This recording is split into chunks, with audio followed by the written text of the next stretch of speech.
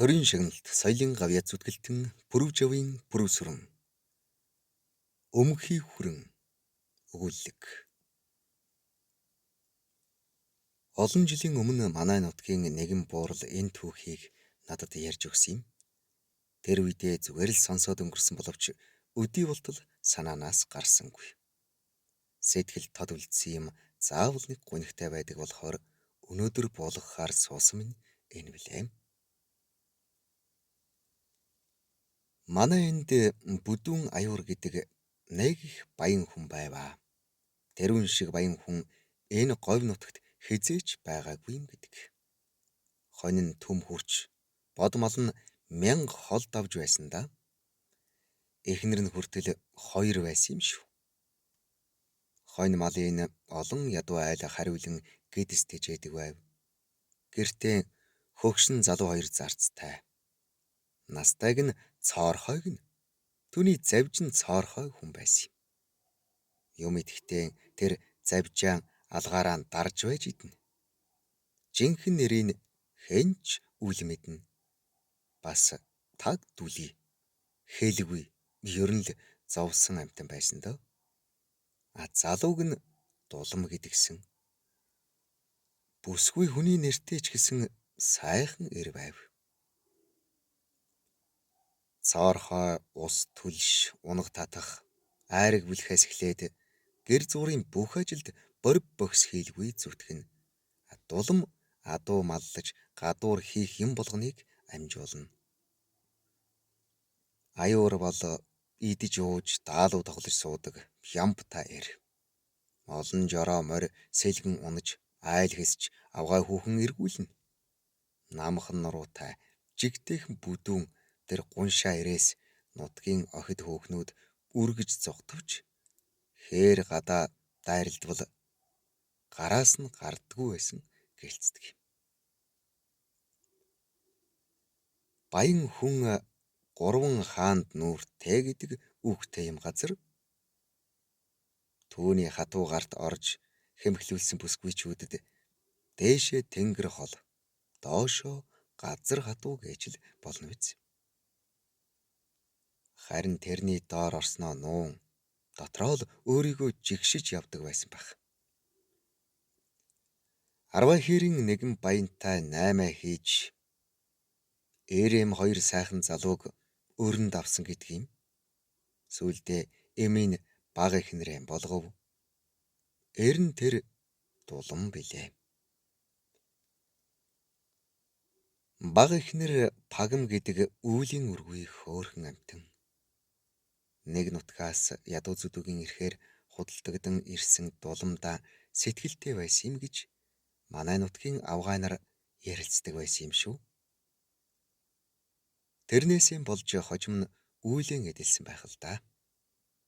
Хувьсгал гараад хэдэн жил болж байсан боловч зах зайдуу нутагт баячуудын эрх дарах хэвээрээ тэр байтугай өр ширэндээ хүн хүртэл авч байж шүү дээ.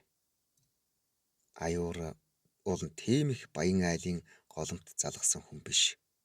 Эцэг их нь амь зуулгын хідэн малтай айл байж.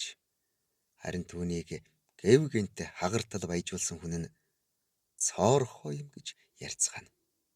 Цоорхой аюуртай нас ойролцоо. Нэг хотод төрж хар нилхтан өнчрөөд аюурын аавын хаяа бараадан нохой шиг өсчээ. Аюурыг 20 гарч байхад эцэг их нь хорвоог орхиж тэр юмны эзэн сумны занги болж өрхтэргүүлэн нутгийнхаа лам гэдэг хүүхэнтэй сууваа. Цоорхой тэднийд ердөөл бурхнаас заяасан зарц болжээ. Тэр жил манай нутагт айхтар гам болсон юм. Хаварчин хавсрах тавьж угаад зуны сар гармагц халуун нар шарж гарав. Тэнгэрт ч үүл харагдахаа боллоо. Эргэн тойрон гангийн улаан уняар татаад их тал газар нүүр цонтол халууд өгнө. Угийн сэргэлэн аж төрхийн ухаан багаас суусан аюур нутгийн чинэлэг айлуудтай хангаа руу нүүж одов. Унлах хүсэхгүй юм уу?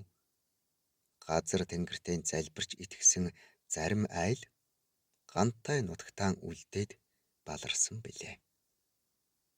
Тэгэхэд модон барьсан олон айл хожим аюурын малыг дагах болсон хэрэг шүү дээ.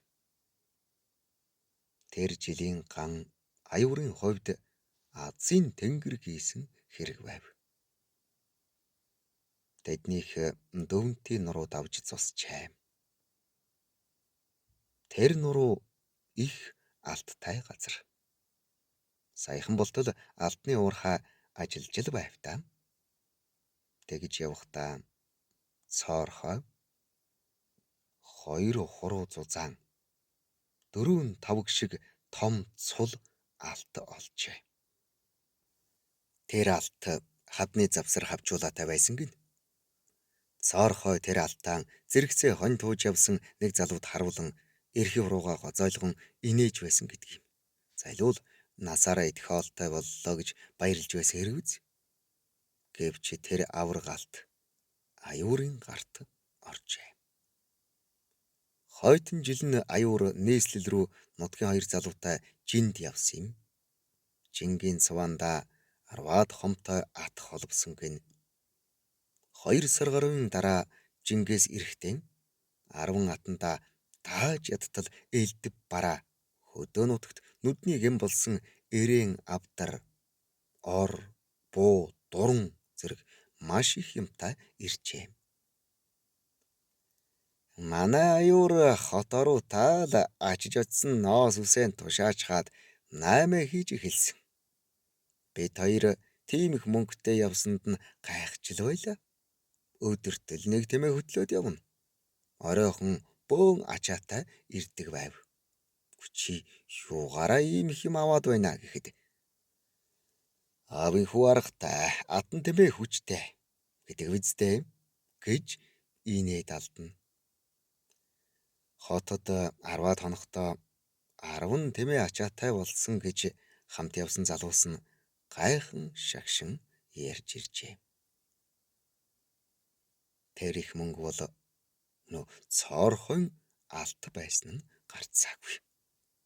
Тэгээд авчирсан эд бараагаан зарж баяжж эхлэв. Баяжчих тусам улам шунаг хатуу сэтгэлтэй болж байлаа. Өрөөн өгч чадахгүй байгаа айлын хүүхдүүдэн тэжээдэг хэдэн малыг ч хурааж авахтаа сэтгэл нь зовхгүй. Тэр нэгэн зун цоорхойн бие муудавх. Зуны халуунд гадаа хураалтай барааны ёроолд шарлаж муудсан бамбай дээр ёолон хэвтэж байгаа нь даанч өрөвдмөр. Дэрэгдэн хар сайхуу халдар аяга тавиатай. Хөөрхий муу цоорхой сүүлдээ тэрнээсээ ууж голоон чиглэж чадхаан байжээ. Пагмал өдөрт 2-3 удаа толгойг нь түшин байж бүлээдсэн хямнаас нь балгуулна. Дулам гэр оронд байхдаа хөөрхийг асарч бөөцөөлнө.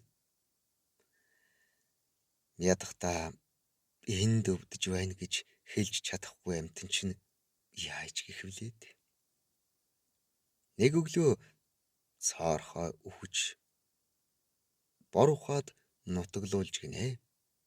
Хөөрхий зовсон амтэн сая л нэг зовлонгоосоо хагацчтэй гэж ярилцлаа. Тэрний маргааш бэлэг нөхөртэйгэн тэмээ ирж бор ухаагаар явж байлаа. Нэг хонхор руу өнгөйтөл юу харсан гэж сан. Өнөөх цоорхой маань өндийгөө сууж байв шүү. Бид 2 ч ухаан алдах шахан айж эргэлээ. Багч гисэн. Бас аав ээжийн нөлөөгөөр бурхан ном шүтдэг ухаантай юм чинь нүд орой дээрээ гарчсан амьтал давхиж харсан хэрэг. Иш хөөрхийг амьдаар нь аваачаад хайчихсан хэрэг. Энэ аюур даанч бузар амтэн. Өнөөдөр нүүж байна гэсэн. Тэгээд тэр шааж өчигдөр аваачаад хайчихгүй юу гэж аав минь хэлгэнэн гаслаад нэгэн тэмээнд хоёр арга тэгнэн намайг дагуулад явлаа. Үхээгүй байвал авчирч голын дэвтээ буян болох байгаа да гэж залбирсаар явж билээ. Гэвч тэр өнгөрсөн байлаа. Амьсгал хураахтаа гаргасан нулимс шанаа руу зам татаж бараг хатаагүй байсан юм. Толгойд нь цэдмний шавхруутай модон аяга байна. Үхэгтэй тунч тарчилсан бололтой. Хөлөөрөө элс тийрч гараараа шороо самарцсан мөр тов тот. Аав бурхан минь хэмээн залбирч байхад нүднээс нь нулимс унаж байсан. Оройн хүүрийн бузар халдаж магад хэмээн бямба гэлэнгэж залж сан тавиулж билээ. Түүнээс хойш нутгийн олон бүдүүн аюурыг жигших болов. Аюур тэр бүрийг гадарлавч ёр тоохгүй. Ааш авир нь улам хэрцгий чанга болж байсан юм. Түүнийг цусардан долдгоногчд бас байсан. Жороо мордон ээлжлэн унаж бүдүүн ташуур хөндлдүүлэн согтуурч муусан гуйлагчингууд архиан гаргаад ирв. Гашуун усаа харамлаад байвал хотыг чинь харлуулчихад чадна шүү. Хэмээн хашгич нь тэдний гэрт пагам шиг зовсон хүн байсангүй. Залуу сайхан авгаагаан илүү таалж аюур баг гэртээ голдуухан нь үүнд их эхнэрийн хор шар бадарч нөхрөн эзгүйд пагмыг элдвэр хараан зүхэж гэзэг үсийг хүртэл зулгааж зодож занчина. Үзэн яддаг хүнтэйгээ аргагүй эрхэнд дэр хувааж байгаадаа пагм ховь заяагаан зөвхөн үргэлжийн шаналнд тарчилж цэл залуугаасаа санчгн цайж байлаа. Түүний амьдралд дулантай хаяа уулзах цөөн хурамл жаргал байсан би. Үүнийг гадралсан аюур хөөрхий бүсгүйг тамлан согтох болгондоо зодож жанчина. Тэр тоолон их эхнэр пагмыг тавлан болж гуйлагчтай нөхцөж эр нөхрийнхөө нэрийг хорлохоор ингэдгий. Чи ингэж бахаар энэ голд унж үхдэг болоосоо гэж зөвхөн. Ингэж байтал нэг намар айхтар дуйлаантай хэрэг мандлаа. Зарцад улам баяны дөрвөн сайхан морийг залуу ихнэртэй нь аваад оргон зайлжээ. Аюур малаа маллуулдаг хэдэн залууг дагуулan эрэлд гарч 10 ихээр хүртэл явсан боловч сураг гаргаж чадсангүй. Тэр хоёр усанд хайсан чулуу шиг чимээ тасарсан билээ. Аюурын хувь тавилан эмгэнэлтэй төгссөн юм. 50 гарсан хойноо хэнхэг өвчин туслаа. Өдөр болгон нэг хонь алж зогсоо зайгүй идэж хоормог гүзээлнэ. Их гэрийнхээ хаяанд суугаад идэж байхад доогуур нь өмхий шингэн чацагд сувж гэр дотроос гадагшин татсан нарийнхан шууд угаар урсна. Их эхнэр нь тэр үнэр танар ялаа батхнаас хамраан таглан цухтаж баг гэртээ бүгэх болов. Зуны халуунд хэд таргалсан түүний сугад савин нурж хорсоод айхлан амьсгаадаж ух юмса хүй ламаа их эхнэрийнх нь нэр. Чимүү гिची миний буйнд тийрч байна. Чамааг алчхаад л үхий гэж гуншин хашгирч байдаг болжээ. Хүн амтан түүнээс цээрлэн гэрт нь орхоож байв. Хүний үрийн болохоор загас гэдэг хачин нэртэй ганц хүн өглөөд хонь алж махын чанаад түмпэнд овоолон дэрэгдэн тавьж говьнтай тараг, данхтай цай, ваартай арх бэлдэж өгнө. Амьдралдаа дандаа эрдэж жаргал зэнгэлийн дээдийг эдэлж явсан аюур сүүлчийн энэ зовлонг тэсч дийлсэнгүй. Нэг өглөө хүүн орж очиход хаяанаас уйсан хуваар боож өгсөн байжээ. Ирж буцаж байдаг хорвоо юм хойно аюурыг оршуулад түүнийг дурсан санах хүн цөөрөв. Гэтэл 2 жилийн дараа бас нэгэн айхтар дуйлаантай хэрэг гарав. Талигаачийнх сумын төв дээр 2 шавар байшинтай байв. Гурил будаа торго дурдангаас ахуулаад хамаг эд баялгаан тэндэн хадгалдаг байжээ.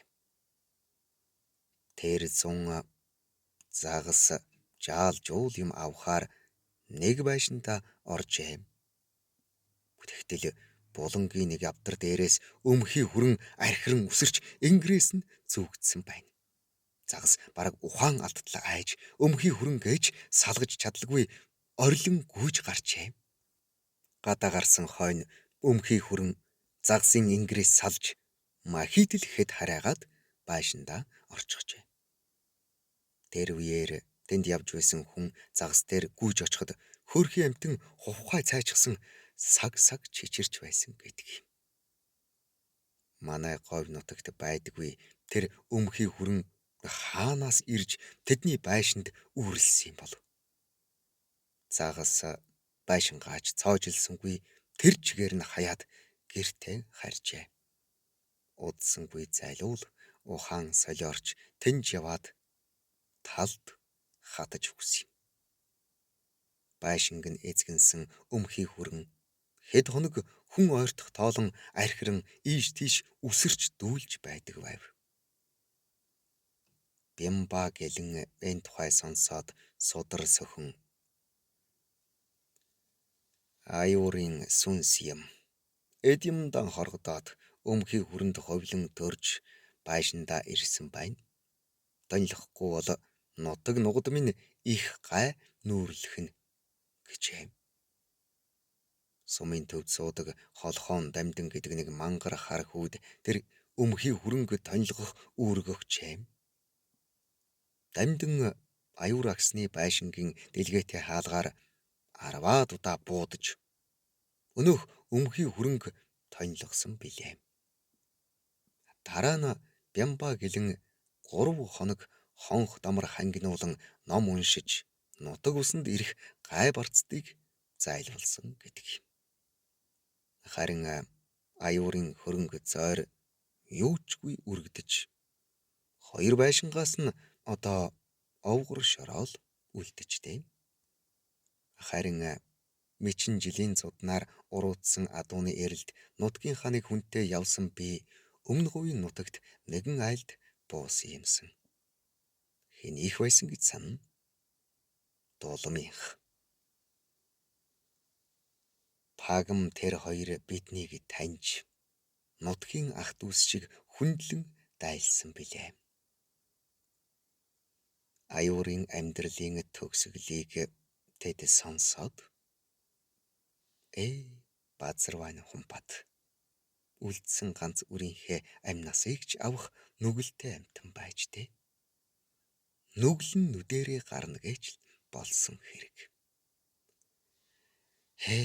Бурхан багш минь хэмээн залбирч байсан шүү гэж нутгийн буурал хуучилж билээ.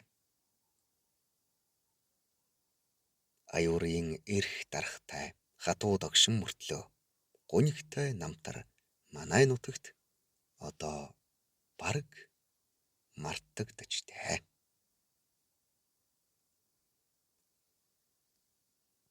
Зохиолыг бичсэн Пүрвжавын Пүрвсүрэн, уншсан Эрхэнбаярын Баттарч.